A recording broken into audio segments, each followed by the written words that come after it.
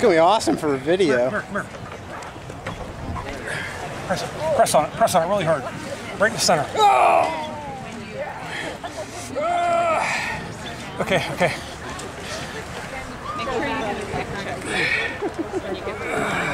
Why'd it cramp up in the boat? Pernah tak korang rasa satu perasaan ataupun satu condition di mana korang rasa ketika korang berlatih ataupun ketika korang race di event-event yang korang pernah lalui, pernah tak korang rasa otot korang dalam keadaan tertarik? Korang rasa macam aduh, korang rasa memang nak shutdown, korang memang nak berjalan pada saat itu disebabkan keadaan cramp ni lah kiranya. Benda ni memang ditakuti oleh semua label pelari lah. Tak kisahlah, benda ni memang berlaku di kalangan pelari-pelari pemula, kalangan pelari-pelari elit yang dah berpengalaman berlari bertahun-tahun lamanya akan alami condition yang kita panggil cramp.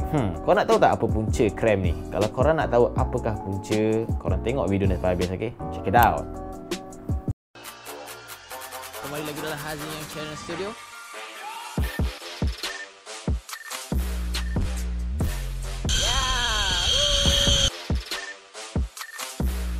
Hello semua, kembali lagi ke Hazim Yang Channel Studio. Bagi korang yang baru first time ke channel aku perkenalkan diri. Korang boleh panggil aku Nyem. Dah lama aku tak buat video ni kan. Mesti korang rindu kan.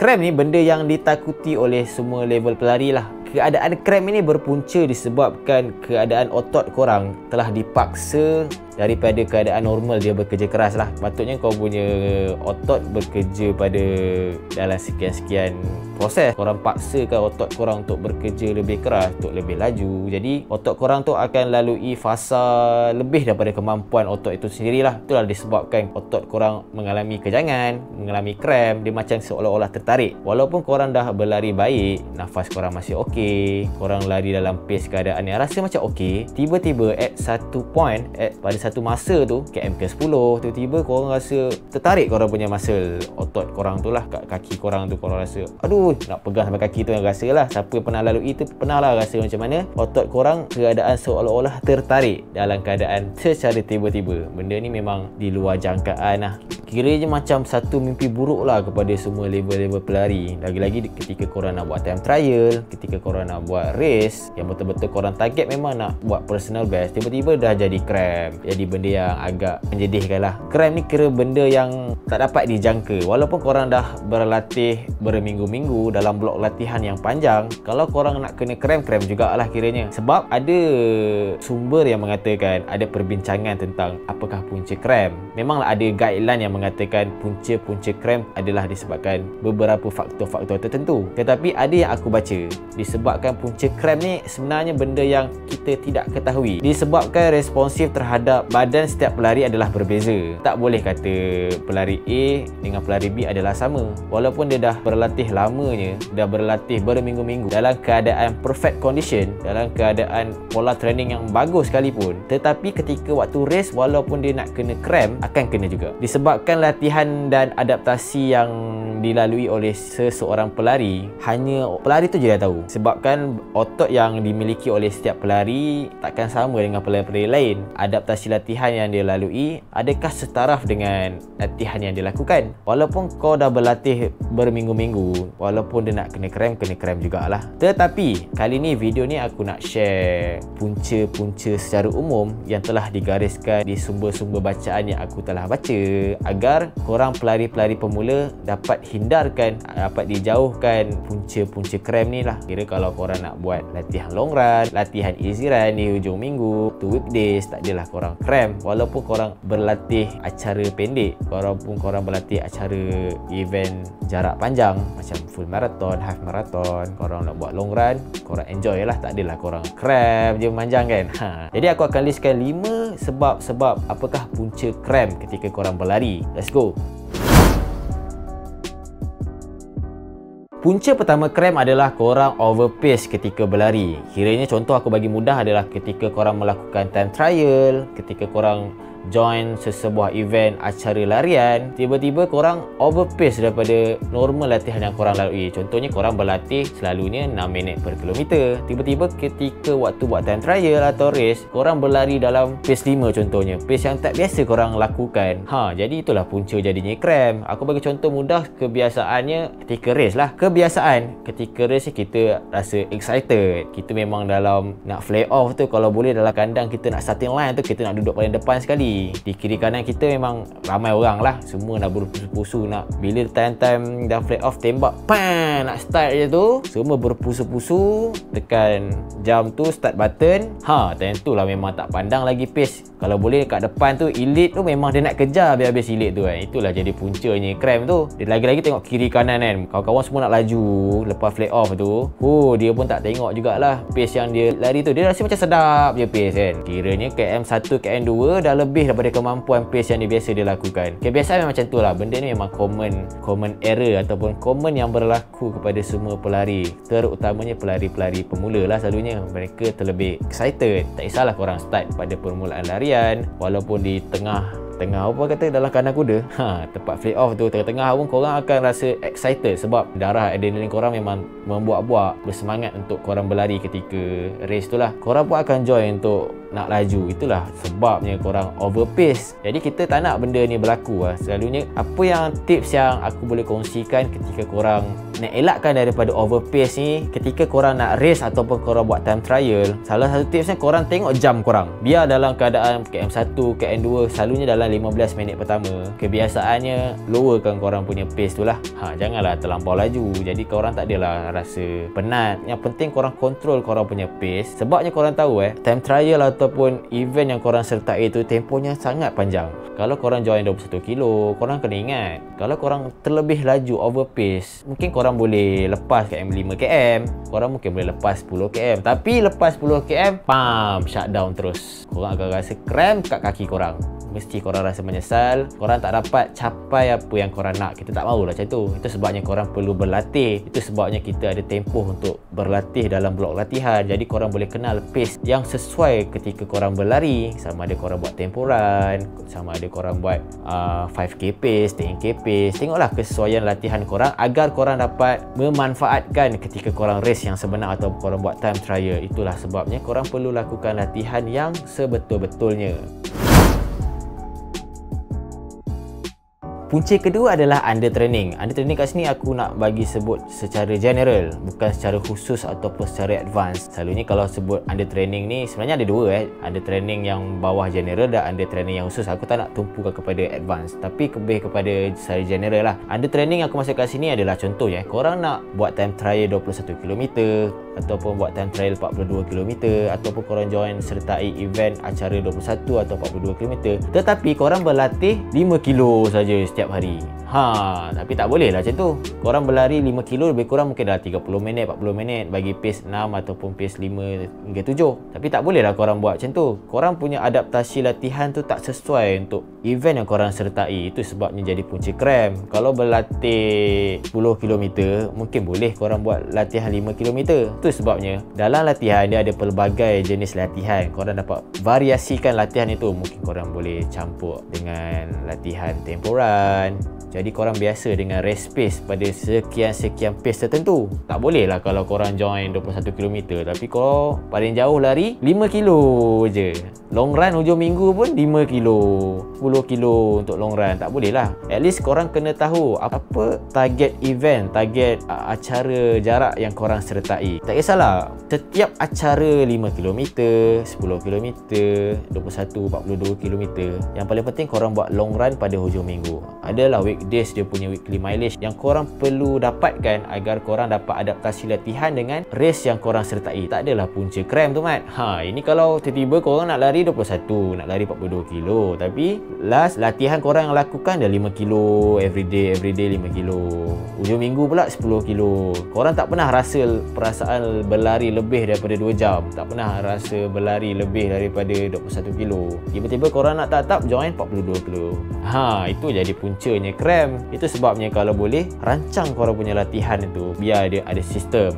supaya korang dapat adaptasi race pace dengan latihan yang korang sertai. Sebabnya kalau korang under training, korang punya adaptasi otot korang dia tak dapat ikut kesesuaian race pace yang korang buat tu lah. Kiranya bila korang sertai event, korang sebenarnya telah memaksa otot korang untuk bekerja lebih keras. Patutnya otot kau tu dah biasa 5 kilo, tapi kau paksa berlari 21 kilo. Tak ke mahu otot kau terkejut. Tiba-tiba kau paksa 5 kilo, tiba lari 21 kilo. Tak mahulah jang. Kita kalau nak start enjin kereta pun, pagi-pagi contohnya kan, takkan kau nak terus tekan pedal minyak 120 km per sejam. Itu salah satu tipsnya. Kalau boleh berlatih, biarlah bertahap. Kalau nak berlatih 21 kilo, berlatihlah pada satu tempoh tertentu. 5 kilo, naik sikit 10 kilo. Kemudian dah biasa 10 kilo tu dalam 2 minggu, 3 minggu, korang naikkan pula ke 15 kilo. Biarlah bertahap. Kemudian korang naikkan sikit-sikit. Akhirnya korang dapatlah lui korang punya acara event tu. Tak adalah korang rasa terkejut apabila korang sertai event 21 km contoh Berlatih biarlah secara bertahap. Yang penting konsisten, okey?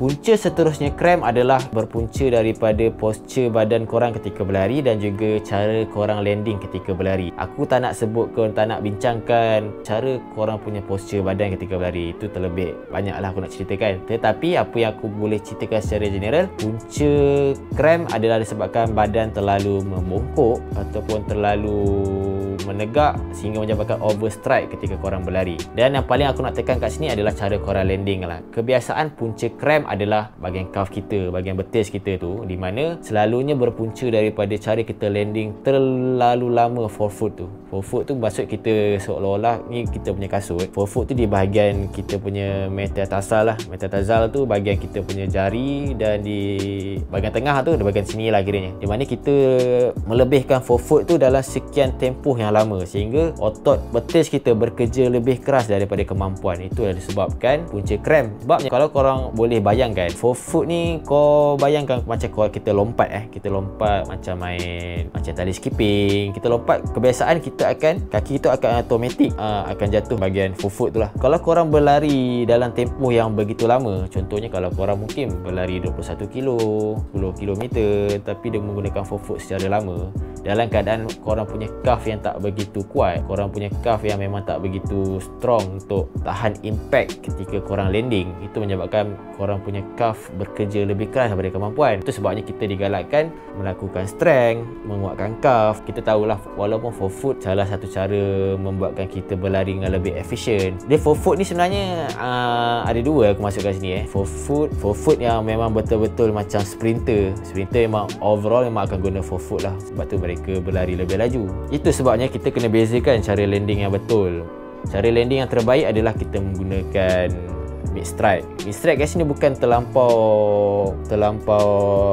heel stride Maksudnya mid stride kat sini dia mid stride nak ke forefoot. Kebanyakan kalau korang lihat pelari-pelari elite, selalunya dia akan gunakan mid stride ke forefoot. Dia tak terlampau depan sangat forefoot ni. Forefoot ni kebiasaan kalau forefoot bahagian depan ni selalunya akan lebih digunakan oleh sprinter. Tapi kebanyakan pelari-pelari endurance dia menggunakan daripada midfoot kita ke forefoot. Dia macam bahagian-bahagian sini lah. Dia akan landing ikut kesesuaian natural kaki masing-masing lah setiap pelari tu. Tapi yang penting apa nak katakan, kalau korang dah berlatih lama, korang akan nampak cara natural korang landing. Tapi yang penting korang elakkan daripada heel stride dan juga forefoot. Sebabnya apabila korang terlampau forefoot, korang akan menyebabkan korang punya calf terlebih bekerja keras, akhirnya akan menyebabkan cramp. Tapi kalau korang terlampau heel stride akan menyebabkan injury yang lain seperti sakit lutut dan sebagainya. Apa yang paling terbaik aku boleh katakan adalah korang landing menggunakan mid stride ke forefoot. Untuk next video, untuk next content, aku akan tunjukkan satu video macam mana korang nak landing cara yang terbaik. Itu sebabnya korang perlu eksperimen diri masing-masing macam mana korang nak berlari. Itu sebabnya kita kena konsisten berlatih. Jadi korang boleh kenal cara korang berlari dan sebagainya.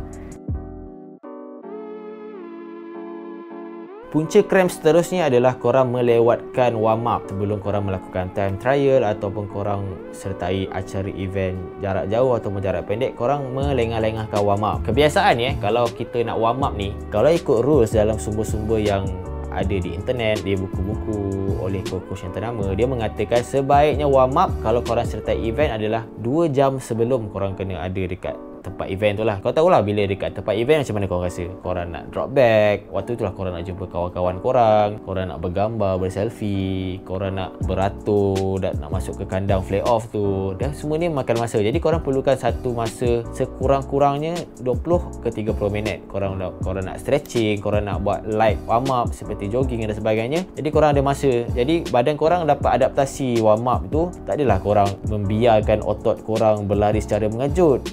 Kebiasaan common error yang berlaku adalah kebanyakan pelari-pelari pemula lah, dia terlampau excited untuk sertai event-event acara larian ataupun time trial. Kebiasaannya selalunya kita tahulah di Malaysia ni event-event selalunya start, kebiasaan event-event macam 10 kilo, kebiasaannya adik akan start pukul 7 lah, 7 pagi, 6.30 kita subuh. Kemudian kita nak sampai ke event tu dah pukul berapa dah, semayang lagi semua kan. Kebiasaan tak sempat lah nak warm up. Itu sebabnya selalunya kalau untuk tekan 10k pace ni memang 10k pace memang dah lebih daripada zone 4 dengan zone 5 kita lah.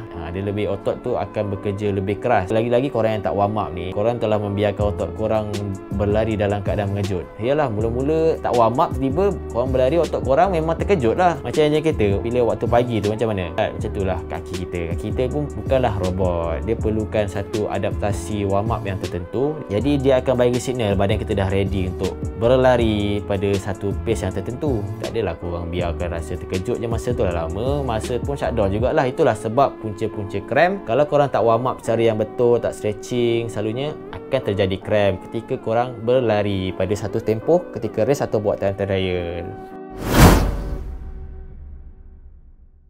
Punca krem seterusnya adalah dehidrasi. Dehidrasi ni bermaksud badan korang kekurangan air. Selalunya kebiasaan kita berlari dalam 1 jam, kita akan kekurangan air dalam 700ml ke 900ml. Dan kalau korang bagi kepada 30 minit, korang akan kehilangan air 400ml ke 500ml. Tetapi ketika korang race kalau korang sertai event, selalunya akan disediakan cawan di setiap 3 km. Dan satu cawan tu kalau korang perasan adalah 200ml. Itu sebabnya kebiasaan kesilapan pelari-pelari pemula adalah mereka skip untuk minum air di event-event, setiap event yang mereka sertai. Sedangkan air itu adalah sangat penting sebab menggantikan air yang hilang dalam badan. Korang perlu tahu dalam setiap buku atau sumber-sumber yang telah diberitahu, sumber-sumber di internet, mereka mengatakan badan kita memerlukan air ketika berlari. Pelari perlu konsum minum air setiap 15 minit ke 20 minit. Badan kita kehilangan air dalam 30 minit kemungkinan dalam 400ml ke 500ml. Jadi bila korang tak minum air dalam satu tempoh, badan korang memang telah dipaksa bekerja lebih keras, sedangkan air dalam badan korang dah berkurang. Korang perlu tahu badan kita kekurangan air dan juga mineral. Mineral kat sini aku katakan adalah electrolyte. Electrolyte ni terdiri daripada garam. Itu sebabnya kita diajar untuk ketika race kita kena konsum untuk minum minuman manis, selalunya 100+, Cozade. Setiap kandungan air yang telah disediakan seperti minuman manis ni, dia mengandungi electrolyte lebih kurang 15 ke 20 gram selalunya. Badan kita memerlukan 60 gram untuk konsum carbs ketika 1 jam korang berlari. Kau bayangkan, itu sebabnya kalau korang melakukan half marathon ataupun marathon, korang perlu konsum sekurang-kurangnya 60 gram. Kalau boleh, jika korang buat easy run ataupun long run di hujung minggu, korang kalau boleh jangan skip minum air. Kalau boleh, kalau 30 minit korang berlari tu, stoplah kejap minum air. Tak susah pun, dapat dalam 200ml satu botol atau cawan tu pun dah memadai. Dan aku nak bagi tahu kat sini, electrolyte adalah benda yang sangat penting untuk seseorang pelari. Jadi kalau korang tak cukup electrolyte ataupun kehabisan electrolyte dalam badan, ia akan menyebabkan punca cramp.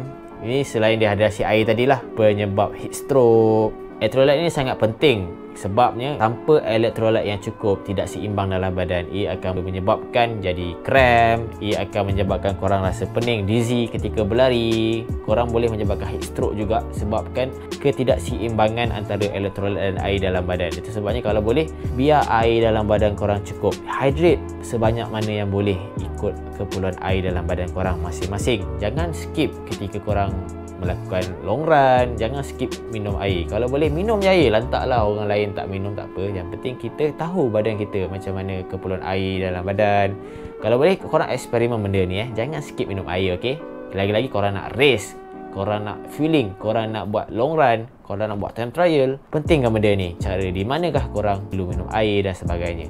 Jadi itulah 5 punca cramp. Pertamanya adalah overpace, keduanya adalah under training, ketiganya adalah posture dan cara landing korang ketika berlari, keempat adalah korang lewatkan warm up korang, dan kelima adalah dehidrasi, kekurangan air dalam badan. Jadi aku harap bermanfaat video ini. Semoga korang dapat ilmu yang aku beri.